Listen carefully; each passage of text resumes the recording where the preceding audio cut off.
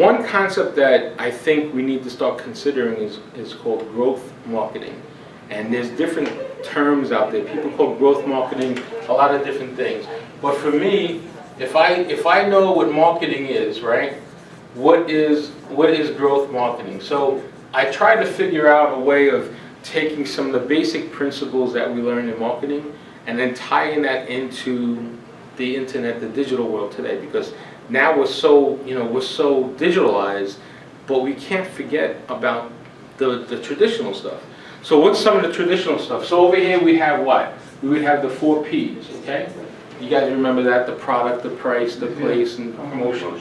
So the 4 P's was where we start, and then if we have those 4 P's, we go back to that what, right? That who, that where, right? The when. What? How? Well, how first and then why, right? And why? Okay, so now we have those questions, okay?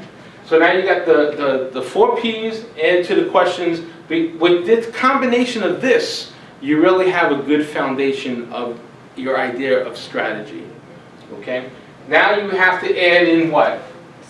Now you have to add in all this content, all these online tools. So we talked about that triangle of content, the videos, the audio, the images, right? So you have to add all that content over here so that you have the messaging, because this is all the message here, right?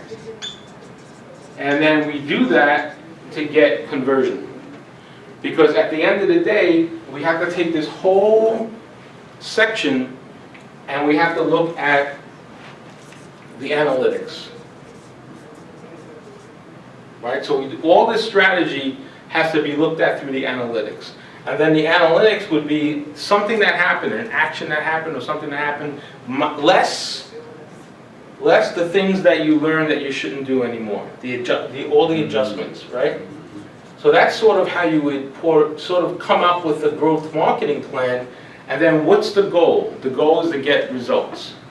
And for growth marketing, I think, is how do we grow our business? Well, you could sell one product to one customer. Anybody could do that, right? You could sell one bike. You could sell one reservation for a school. Everybody could sell one of something. That's not really hard to do. When it gets hard is how do you sell 2, 3, 4, 5 of something? How do you get those customers? How do you keep those customers and then grow those customers? That's the key thing. That's what growth marketing is. And in my mind, I talk about growth marketing has to equal CLV. Do you remember what CLV was? We talked about that? Customer lifetime value. So what does that look like? So let's say your customer spends $10 with you on one purchase. Will they come back and buy again? Most likely, if they liked it, if you treated them right, they appreciate the product and service. So let's say they come back 6 times. So now it's $60. When you buy something from a business that you like, that you're adapted to, you normally go back and shop them again, right? So let's say they buy $60 from you for 3 years in a row. Now you have $180 in revenue from just that one customer because you're growing them, you're bringing them back. You're doing a lot of different things to market to them, to keep them, and to have them become more endearing to you. That's really the key here. So if you get 10 of those customers, now you're starting to build a business. You get 100 of them, you get 1,000,000 of them, now you're really building a business. So traditionally, when we launch a brand, we're not excited when we sell one product, one unit. That's not what excites us. What excites us is when we sell one unit one time, but then that unit to the same household a second time, a third time, a fourth time, because now that household is buying us over and over again, and now we can build a business. Make sense? Because now you have repetitive business and it grows. So that's sort of what it looks like. And if you spend, so let's think about this in the digital marketing world. Let's say you sell something and it's $10, okay? You spend $100 on an ad, a Facebook or a YouTube ad. So you spend $100 on the ad, and the $10 selling price, you sell 3 of them, right? You get, which is pretty good. You get 3 of them. So now your revenue out of that is $30. You already know that you lost money.